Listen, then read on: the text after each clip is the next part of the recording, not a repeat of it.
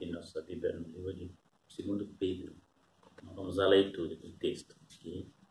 Assim como no passado surgiram falsos profetas entre o povo, da mesma forma haverá entre vós falsos mestres, os quais introduzirão dissimuladamente heresias destruidoras, até o cúmulo de negar o soberano que os resgatou, atraindo sobre si mesmo repentina destruição. Muitos seguirão seus falsos ensinos e práticas libertinas, e por causa dessas pessoas haverá difamação contra o caminho da verdade. Movidos por sórdida ganância, tais mestres os explorarão como suas lendas e artimanhas. Todavia, sua condenação desde há muito tempo paira sobre eles, e a sua destruição já está em processo. Ora, se Deus não poupou os anjos que pecaram, mas os lançou no inferno, aprisionando-os em cadeias abismais tenebrosas, com o propósito de serem reservados para o juízo, de igual modo, ele não poupou o mundo antigo, quando abateu o dilúvio sobre aquele povo ímpio. Entretanto, preservou Noé, proclamador da justiça, e mais 7 pessoas. Também condenou as cidades de Sodoma e Gomorra, reduzindo-as cinzas, tornando-as exemplos do que sucederá aos que vivem praticando mal.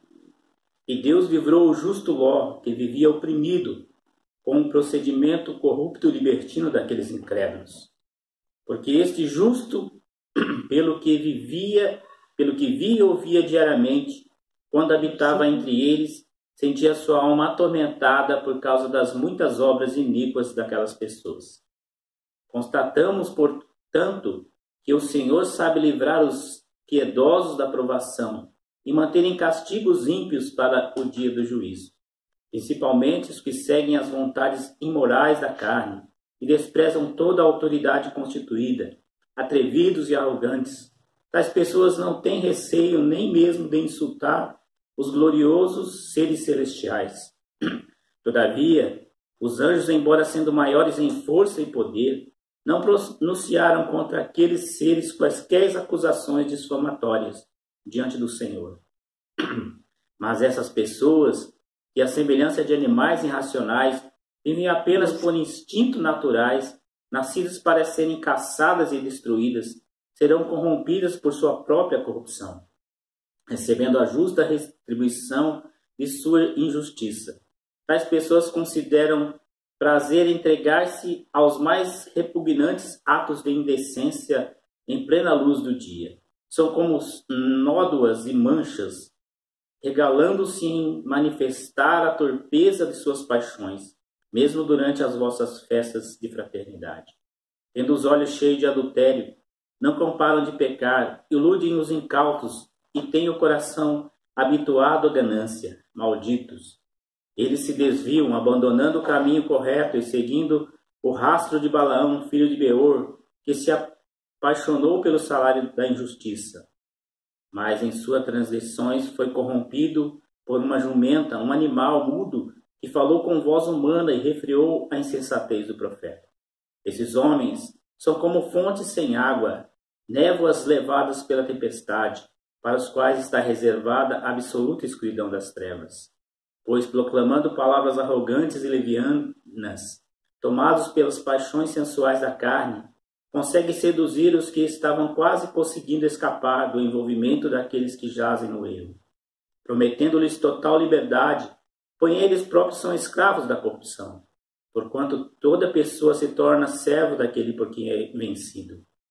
Sendo assim, se depois de fugir das corrupções do mundo, mediante o conhecimento do Senhor e Salvador Jesus Cristo, são uma vez mais influenciados e vencidos por elas, seu último estado tornou-se ainda pior do que o primeiro, porque lhes teria sido melhor não haverem conhecido o caminho da justiça, do que depois de conhecê-los, darem as costas ao santo mandamento que lhes havia sido concedido.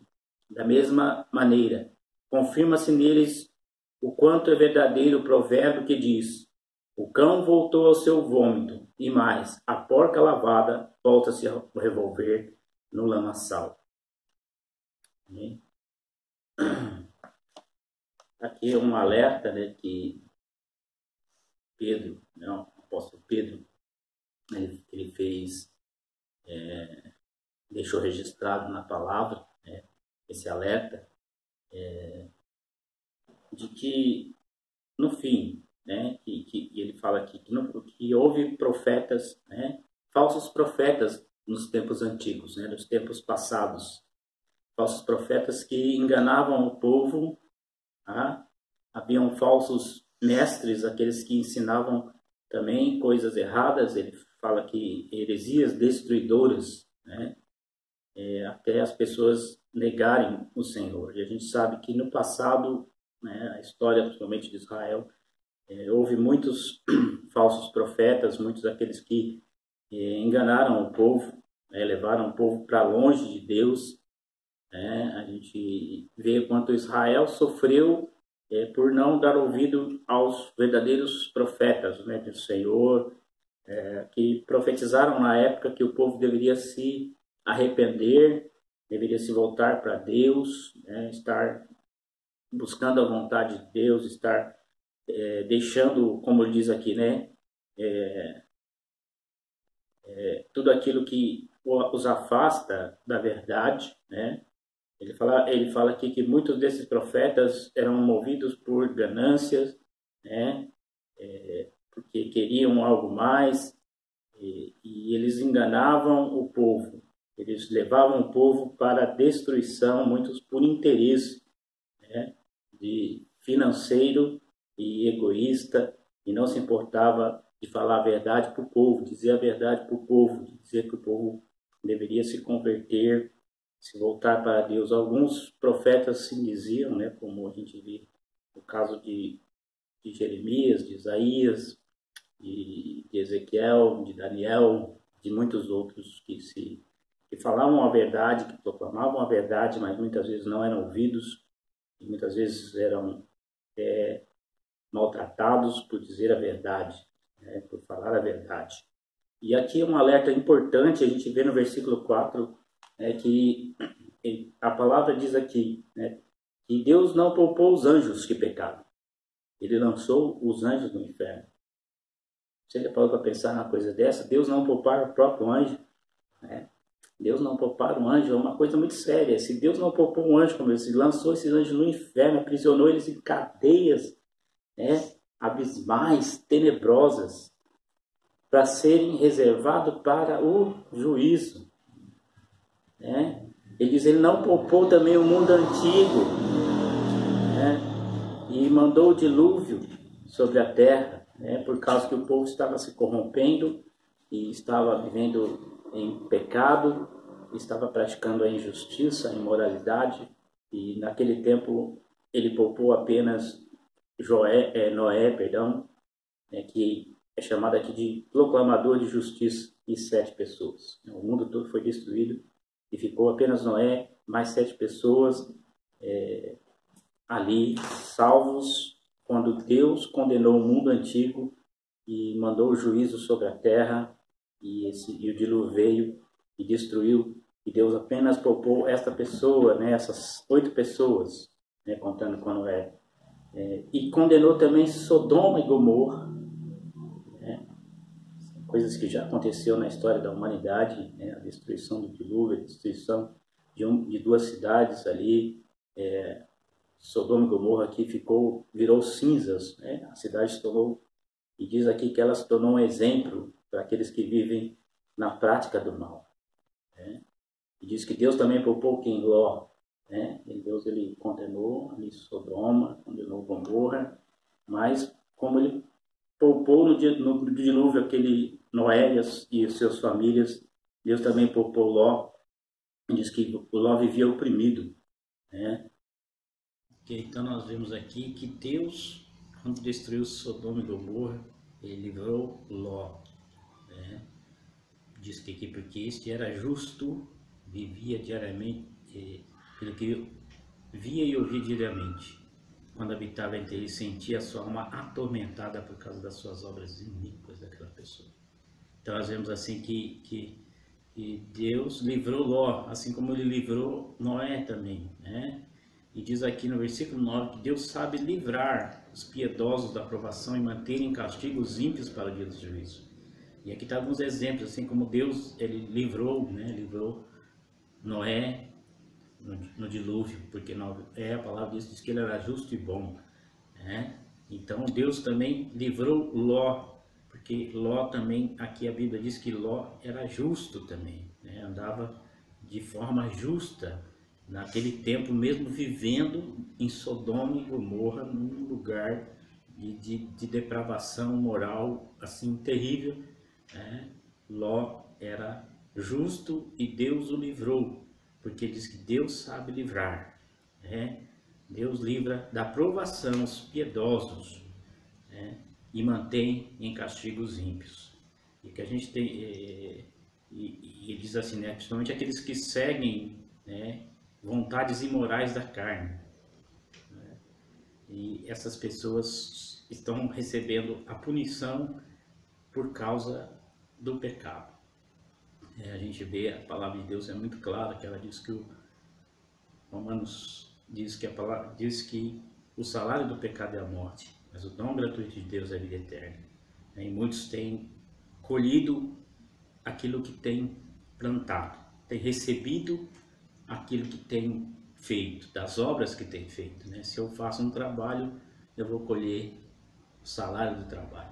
Então as pessoas têm colhido o salário do pecado, que é a morte nesses tempos. Mas aí nós vemos uma coisa muito interessante, que Deus sabe livrar, né, aqueles que praticam a justiça, okay? Aqueles que vivem na justiça. Mas Deus vai repreender, Deus vai castigar, né, aqueles que vivem praticando mal, praticando pecado, ok? Mesmo em nome muitas vezes do Senhor, em nome da palavra do Senhor, né? Porque muitos dizem que é do Senhor, que vive para o Senhor. Ele deixou o exemplo de Balaão, né? No versículo 15 diz assim: ele se desviou abandonando o caminho correto e seguindo o rastro de Balaão, filho de Beor, que se apaixonou pelo salário da justiça. Mas em suas transgressões foi repreendido por uma jumenta, um animal mudo que falou com voz humana e refreou a insensatez do profeta. Muitos, como esse profeta, que era um profeta mesmo, de verdade, de Deus, mas estava sendo enganado e seduzido porque queria ter lucro, queria ter dinheiro, né, o salário da injustiça, e por causa disso ele quis amaldiçoar Israel. E assim Deus falou através de um animal. Deus fez a jumenta falar, né? A jumenta falou, e repreendeu ali Balaão, porque Balaão ia ser morto por causa do seu erro. Deus não ia poupar o profeta, né? Estava um anjo no caminho quando ali o profeta ia passar, e a jumenta viu o anjo, e o profeta não viu o anjo.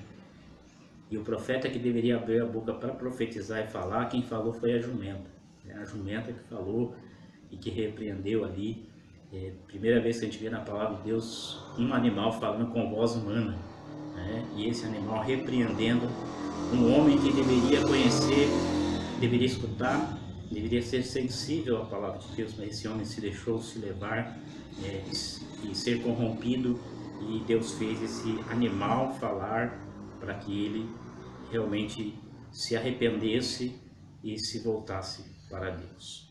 E a gente vê aqui nesse texto, né, quantas coisas ruins acontecem. E ele fala de pessoas que são vencidas pelo pecado, né?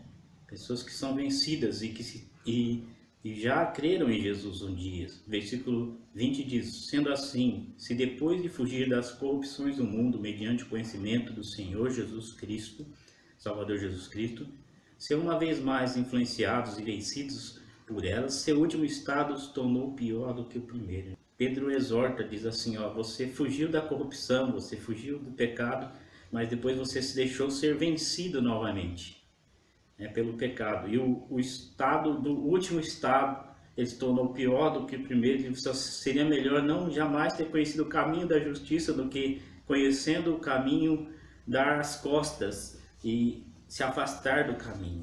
E ele diz, ó, isso cumpre um ditado, um dito, né, dessa mesma maneira confirma-se neles o quanto é verdadeiro o provérbio que diz: o cão volta ao vômito, e mais, a porca lavada volta a revolver no lamaçal. Então, se um anjo, o que chama atenção é que diz assim, ó, Deus ele não poupou os anjos, né? A gente fica imaginando um anjo muito mais sábio, muito mais santo, muito mais puro, muito mais perfeito, contato direto ali com Deus. Ele caiu, ele se afastou de Deus. Imagina nós, né, que não somos assim tão próximos, tão perfeitos, tão puros e tão santos, se nós não nos arrependermos e não nos voltarmos para Deus. E muitas pessoas se deixaram levar por esse caminho, se deixaram levar por esta forma de vida. Vão colher o fruto, né? Está muito claro aqui, vão colher o fruto disso. Mas o que a gente gostaria de dar continuidade falando no capítulo 3 ainda, né?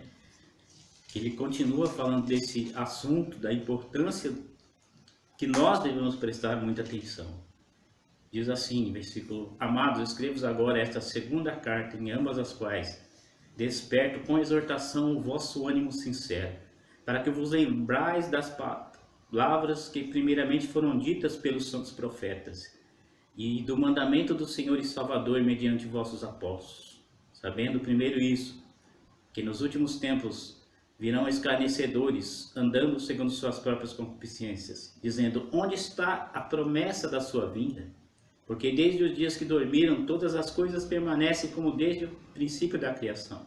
Eles voluntariamente ignoram isso, que a palavra de Deus já desde a antiguidade existe os céus e a terra, e que foi tirada da água, e no meio da água subsiste, pelas quais coisas pereceu o mundo de então, coberto com águas do dilúvio. Mas os céus e a terra, que agora existem pela mesma palavra, se reservam como tesouro e se guardam para o fogo até o dia do juízo e da perdição dos homens ímpios. Mas, amados, não ignoreis uma coisa: um dia para o Senhor é como 1000 anos, e 1000 anos como um dia. O Senhor não retarda a sua promessa, ainda que alguns tenham por tardia, mas é longânimo para convosco, não querendo que alguns se percam, senão que todos venham a arrepender-se.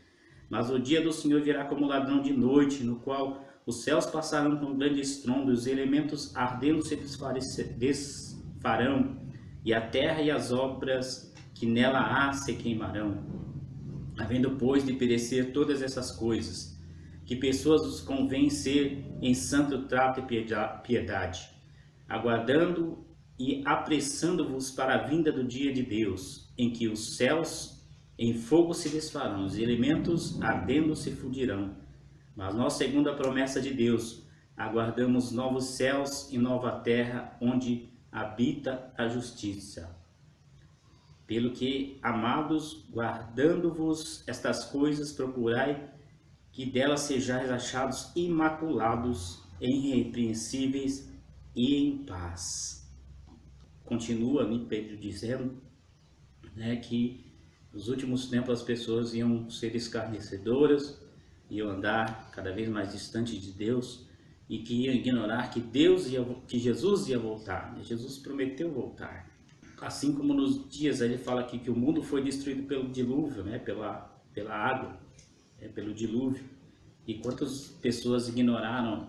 Noé ficou 100 anos, né, pregando, falando, divulgando, construindo aquela arca. E quantas pessoas ignoraram que aquele mundo antigo ia ser destruído, aquele mundo antigo ia acabar, né? Como foi lido no capítulo anterior, só 7 pessoas se salvaram, e quem acreditou na verdade, apenas Noé e sua família, só eles foram salvos. E o Senhor executou juízo naquele tempo sobre aquelas pessoas. Por quê? Porque o pecado estava grande, porque a maldade estava grande, porque as pessoas não queriam saber de Deus. E ele fala assim: ó, vocês não ignoram, ele virá, né? Porque para Deus um dia como 1000 anos, e 1000 anos como um dia, e Deus não retarda a sua promessa, aquilo que ele disse que ia fazer, mas ele é longânimo, ele tem paciência e quer que as pessoas se arrependam. Então a palavra é arrependimento, né? Que nós devemos nos arrepender, pedir perdão a Deus, voltar-se para Deus, né? Porque ele diz: ó, o Senhor vai vir como um ladrão de noite, o Senhor virá como quem, num momento que ninguém espera, que ninguém sabe, né? Jesus virá num momento O ladrão não avisa quando vem. O ladrão ele vem de surpresa. E Deus, o Senhor, sempre promete isso. Ele vai vir como ladrão, como de noite ainda, né? Na hora que as pessoas imaginam menos que pode acontecer. E isso vai acontecer. E cada dia que passa está mais próximo da vinda do Senhor. E nós devemos nos apegar mais a Ele, nos arrepender mais, nos santificar mais.